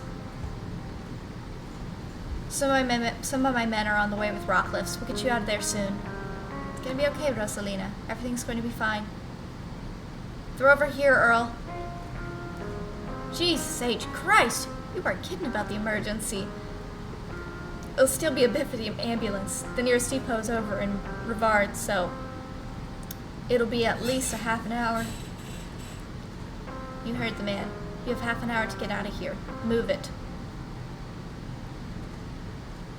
Rosalina, sweetie, I'm here. Dad, I'm sorry. I'm so sorry. You don't have to be sorry. It's okay. We're all here.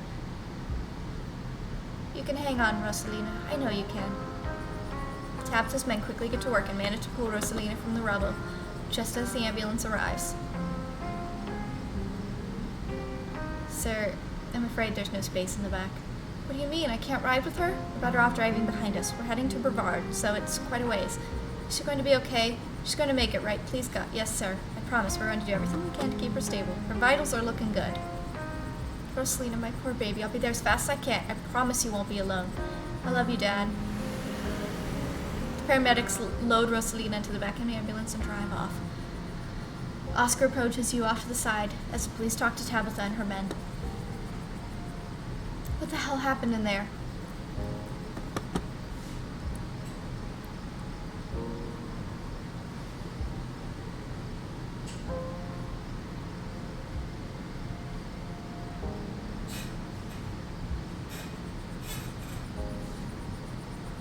Teens being teens. We did our best to get them out of there. No, this was no teenager's fault. It's a parent's job to make sure their kids don't deliberately put themselves in these situations. Rosalina was mad at me. Instead of fixing the thing that was driving her away, I just ignored it. This is my fault. Oscar, I'm the parent here. I'm sure she thinks I'm making things up about our house being haunted, but I've seen things that I can't explain, and it's only gotten worse over time. She told us about it down in the mine. For what it's worth, I believe you. No comment. But after tonight, I don't know. Once you're back from the hospital, we can check it out for you. Thanks, Stella. That means a lot. I've got to go. Mr. Gutierrez, is it okay if I come too? I want to be there for her. Of course, Alexis. It'll be good for her to see a friendly face. The two of them head over to Oscar's car and drive off.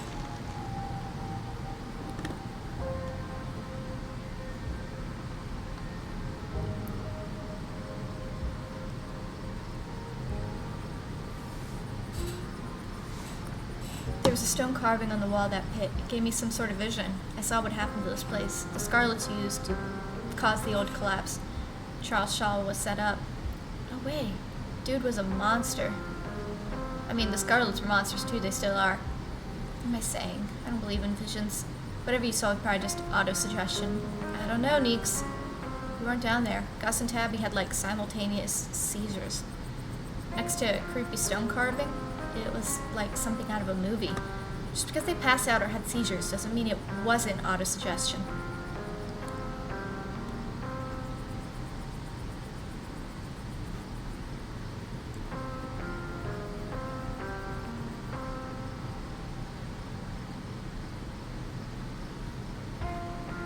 Everything that happened down there was centered around the main chamber, where I saw carvings. Stella showed me a photo. Weird stuff. Maybe we weren't entirely off base about the cult stuff you mentioned earlier today, but this thing felt old. I saw something down there, like the shadows of dead miners. They were right behind you, right before you left, and they followed us when we went after Becca and Alexis. Did you not see them? Oh, I didn't see anything other than the two of you and that carving. It's super weird. I don't want to doubt what you experienced, but you were deep in a dark abandoned coal mine. You might have just been primed to see things. You know, now that I think about it, that totally fits the profile for some of the Tommyknocker stories. What if they're actual bona fide ghosts? Stella.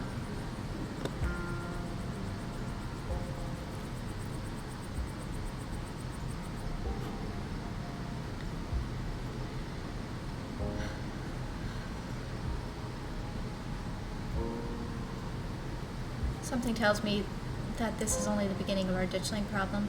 Now that you mention it, Kanika's mom said that the numbers we saw in the woods were a big deal. Nobody even died here tonight, and I feel like we're left with even more questions than we had this morning. We had a lot of questions this morning. But hey, maybe we just averted whatever disaster they were here to predict, though? This is all still a little too magic for me. Just because two bad things have happened doesn't mean there's a pattern, right?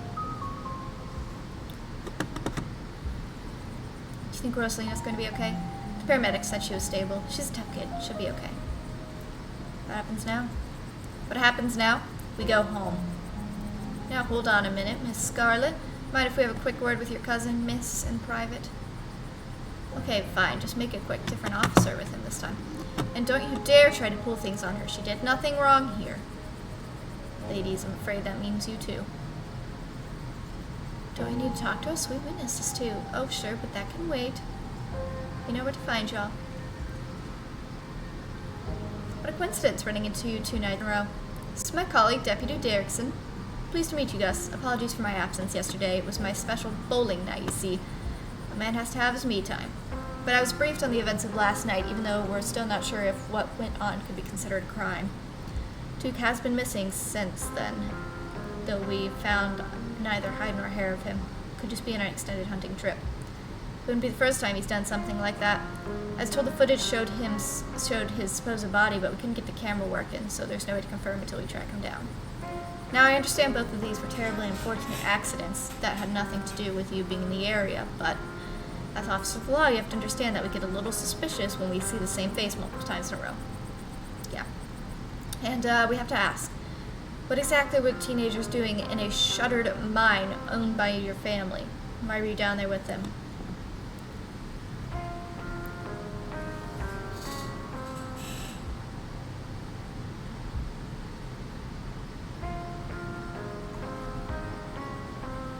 We saw some teens sneak into the abandoned mine, so we went after them. We were just trying to do the right thing.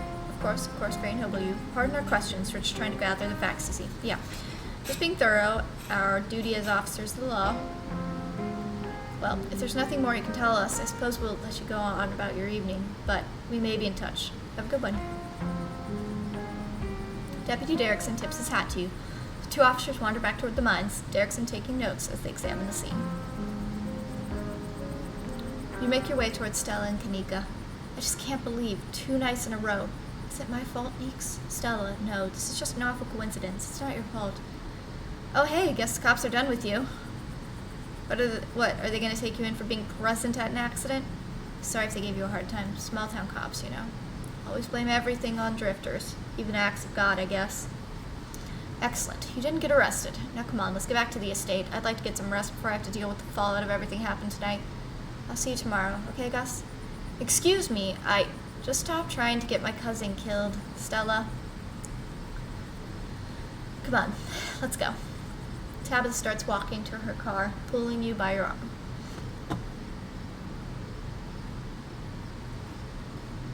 See you tomorrow, guys. You can practice if you have Tabitha roll her eyes as she drags you to the car.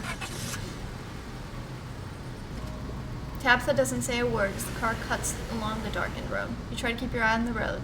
You try to keep an eye on the friendly window as she drives, wary of what may be lurking behind the tree line.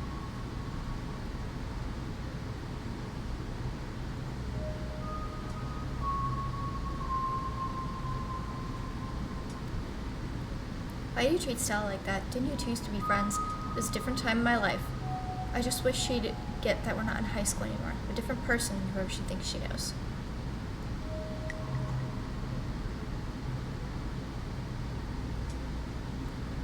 You and Kanika really don't seem to get along. She pushes my buttons. Is there some kind of history there? Or no, now quit talking. I need to focus on the road. Alright. Say no more. Your eyes wander back to the tree line as you and Tabitha slink back into silence.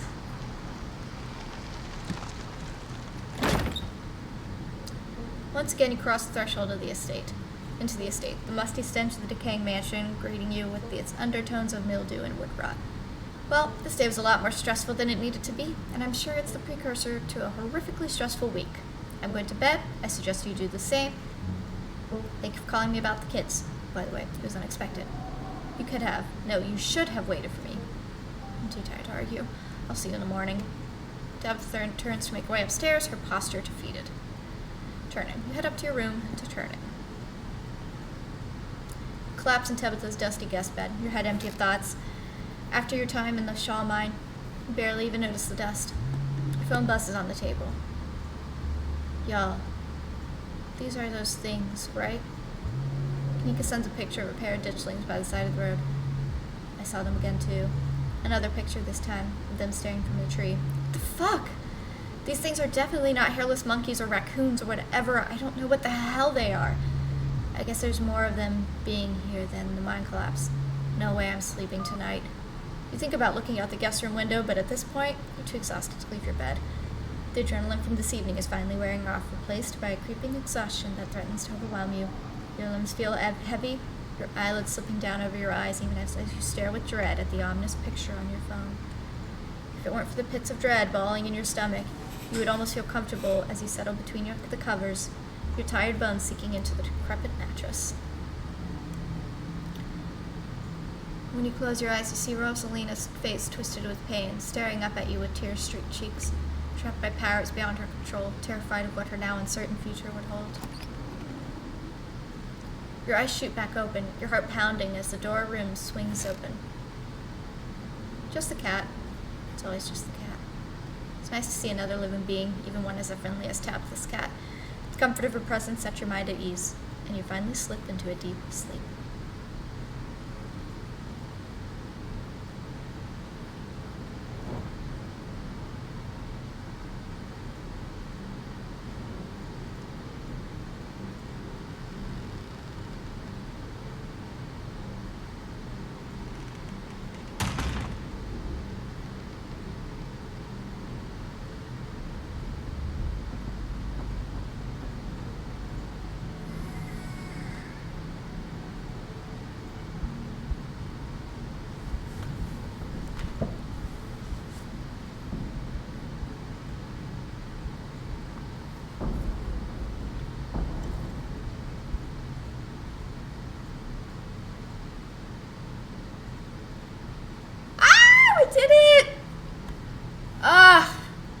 Achievement unlocked Anakin Skywalker? What? Okay, this is the end of Chapter 2. Episode 3 is currently slated for late 2021, early 2022. We'll be sure to update you once we have a firmer release date. Fuck yes. Wow. Okay.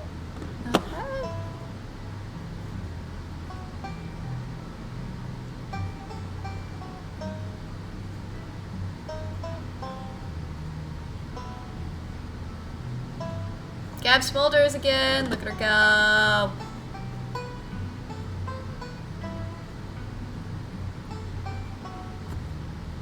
We did it. Okay, that was a bit.